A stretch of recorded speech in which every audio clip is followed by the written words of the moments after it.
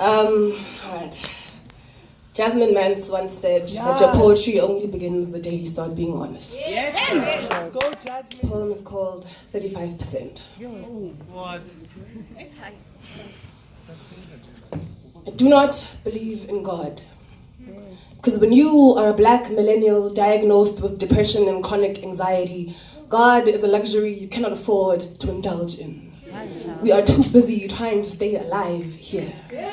Us, the endless choir of tumbling trees in the forest of our own minds with nobody there to hear us fall, so we do not make a sound. 35% of black millennials struggle with depression or some sort of mental illness. But mental illness in most black families falls in the same category as the tooth fairy. Unicorns, Santa, land, and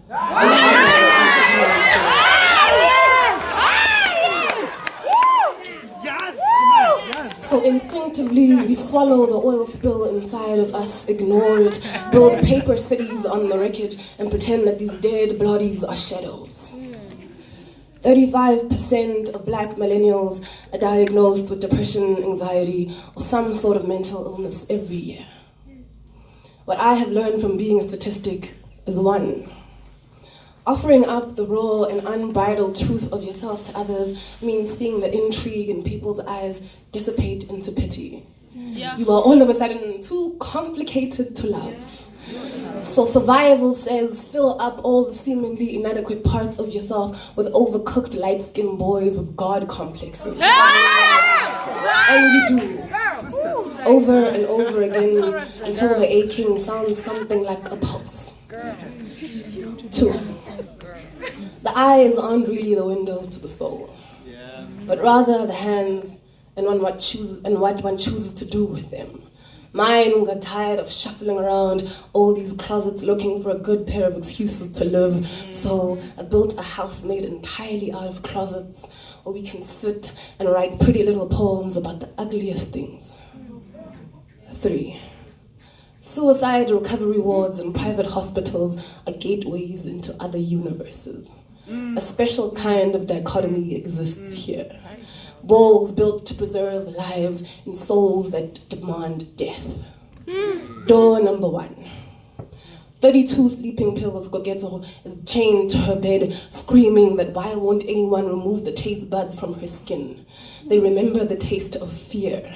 They coil it around her bones like a vest on a suicide bomber, and every man's touch is a trigger. Door number 2. Tried to hang himself 3 times, Taviso takes a breath reluctantly, looks at his mother and says, why won't you just let me die? Do you see that there is nothing left to save? The choice to continue or not is the only thing that this life has given me, and you take that from me too. And then there is me, wondering how in the hell I got here. How in the hell did my father's absence twist itself into a shotgun and tattoo itself to the roof of my mouth? When did I become such a ravenous thing?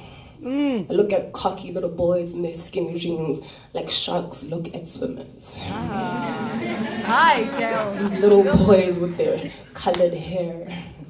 These little boys with their God complexes. Yes. These little boys that think they can fix, think they can repair, think they know what God is thinking. These little boys that don't know that I look at them like white women look at feminism. When did I become such a ravenous thing? Consumed and excited by the sight of blood, I turn them into salt pillars for daring even to look back at me. Yes! I'm excited by the sound of sulfur, the smell of my own voice, the taste of my own touch. These little boys that think they can fix.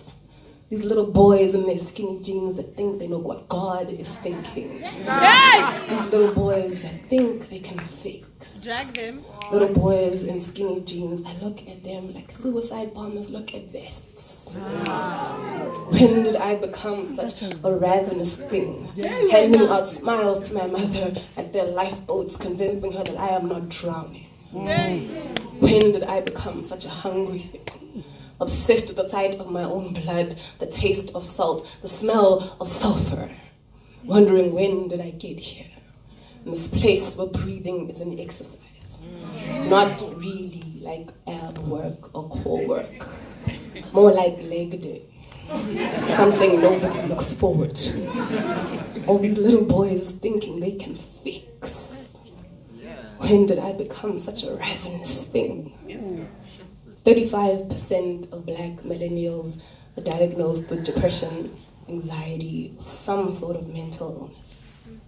And 16% of them will die by their own hand in the next 24 hours.